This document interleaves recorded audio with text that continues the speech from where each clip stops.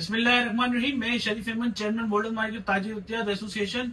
जैसे कि आप सबके इल्म के अंदर है कि बरोज हफ्ता 31 जनवरी को हमारे यहाँ पे CIA की 2 पुलिस एहलकार आते हैं और रात के अंधेरे के अंदर वो आकर वर्दी के अंदर मुलविस हमारी मार्केट के एक मजदूर के ऊपर मुंह पे कपड़ा डाल के उसको अगवा करके लेके जाते हैं। जब वहां पे ये चीज पता चलती है तो वो लोग जाते हैं और थाने में रिपोर्ट करते हैं।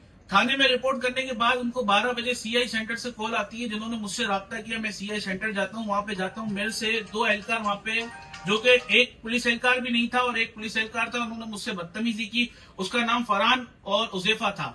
बदतमीजी के बाद मैंने जब उन्हें बताया कि भाई आप किस जुर्म के अंदर इनको लेकर आए हो, क्या कानून के अंदर आप लेकर आए हो, उन्होंने जो है वो हमारा बंदा हमें रिटर्न दे दिया और काफी बेच के बाद, जिद के बाद हमारा बंदा हमें रिटर्न दे दिया।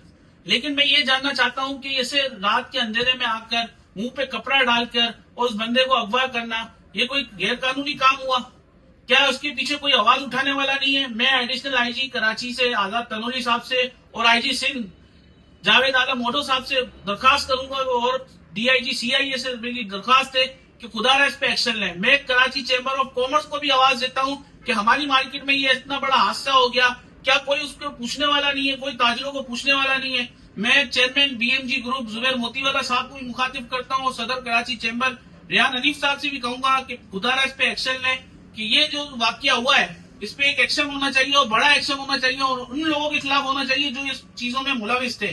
क्योंकि आप देखें कि ये पूरा दिन दिहाड़े और ये अगवा का केस बनता है।